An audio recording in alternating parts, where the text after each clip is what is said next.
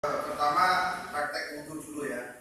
Praktek wudhu itu sebenarnya banyak kesunahan-kesunahan yang diperintahkan untuk dilaksanakan baik itu sebelum maupun sesudahnya itu. Kalau kita lihat dalam kitab-kitab itu ada 15 lebih kesunahan sebenarnya. Tapi yang biasa kita kerjakan itu misalnya yang pertama kita membaca basmalah. Basmalah kan pasti kan itu. Kemudian yang kedua membersihkan, mengusap tangan dulu itu.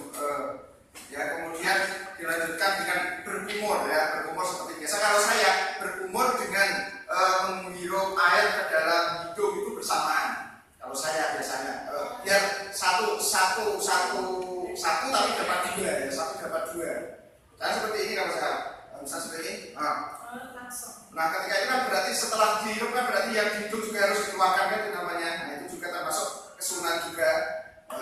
Kemudian setelah itu baru niat, walaupun niat ini sebenarnya pelafalannya adalah sunnah. Pelafalan itu sunnah seperti biasa. Nah, itu buku ayat al-Fatihah tadi. Kemudian seperti biasa ya, seperti biasa kita ambil dan kesunahannya wudhu itu juga menghadap kiblat sebenarnya, menghadap kiblat juga kesunahan, termasuk kesunahan juga. Kemudian kita jarak kita dengan keran itu juga sebenarnya walaupun itu bukan kesunahan tapi untuk mengantisipasi supaya air dari muka tidak jatuh lagi ke tangan kita, maka sebaiknya kita jaga. Makanya di situ juga kerannya kan sudah, kalau dimasukkan sudah agak jauh kan seperti itu. Nah, itu bisa mengantisipasi air yang jatuh itu tidak jatuh lagi ke tangan kita, karena itu nanti air yang sudah kita gunakan untuk bersuci itu menjadi air mustakmal ya, air mustakmal. Berarti bismillahirrahmanirrahim. Nawaitu wudu air fil hadas asghari fadlillahi ta'ala Allahu akbar. Ketika Allahu akbar, kita dalam hati yang basuhan yang pertama itu ya, dalam hati kita niat wudu dalam hati. Jadi tidak kok Allahu akbar tapi hatinya tidak niat, itu tidak sempurna. Rukunnya itu ketika basuhan yang pertama itu harus bersamaan dengan niat ya, dalam rukun wudu itu. Jadi Allahu akbar. Dan batas muka perlu kita mana titik syari dari tumbuhnya rambut di sini ya, sampai di sini, kemudian bainal udhunain di antara dua telinga. Jadi semuanya harus rata sebenarnya ya. Dan rata. Kemudian seperti kemarin sudah saya praktekkan juga di masjid Pak ya, untuk mengantisipasi supaya tidak jatuh lagi kan bisa juga kita langsung seperti ini Allahu akbar. Di sini kan sudah tidak menetes lagi ke tangan kita lagi. Nanti untuk basuhan yang kedua dan ketiga itu adalah sunnah. Kalau memang untuk menyempurnakan basuhan yang pertama ya, jadi yang kedua dan ketiga adalah sunnah yang disunahkan sampai 3 kali. Kemudian setelah muka termasuk rukun juga adalah membasuh tangan. Tangan itu kan batasnya adalah sampai ke siku ya, batasnya sampai ke siku. Maka semuanya harus dibasuh, semuanya harus rata ya, rata dari ke siku. Dari sini ke sini itu harus rata. Kemudian juga sama juga, dan sunnah 3 kali harus rata juga.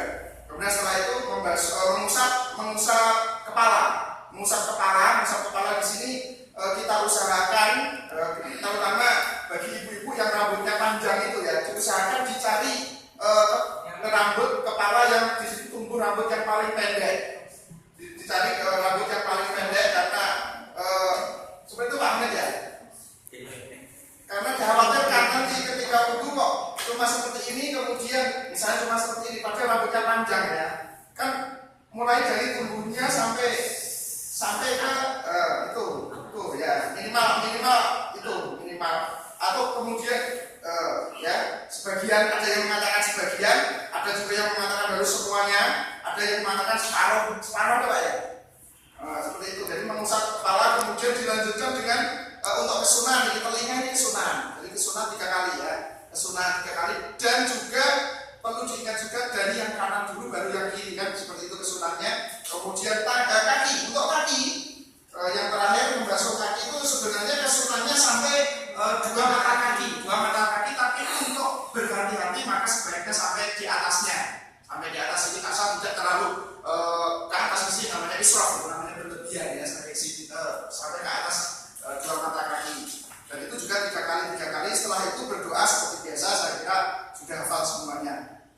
Kemudian untuk tayamum, kalau dalam mazhab Syafi'i ya, seperti yang kita itu harus menggunakan debu yang suci, mencari debu yang suci, misalnya debu yang suci ditaruh di sini, misalnya di sini sudah ada debu yang suci, maka begini, setelah kita ambil debu yang suci tadi, kemudian kita melaksanakan tayamum, dan tayamum ini untuk sekali sholat fardu ya, untuk dalam dan itu harus sudah masuk pada waktu sholat fardu kalau untuk tayamum sholat seperti itu Pak ya. Kemudian kita sama juga dengan wudu tadi, cuma bedanya untuk niatnya juga sama ketika pada usapan ya, ketika usapan pada buka itu kita niat tayamum. Jadi sini sudah ada debu, maka kita ambil debu, sama juga diawali dengan baca bismillah, karena kita sebagai umat Islam kan setiap perkara yang baik disunahkan untuk mengawalinya dengan baca basmalah.